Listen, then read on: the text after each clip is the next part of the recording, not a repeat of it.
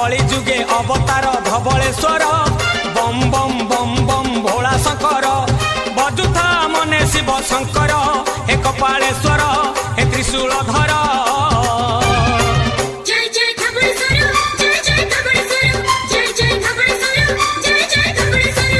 धीरे टंकारे पकालो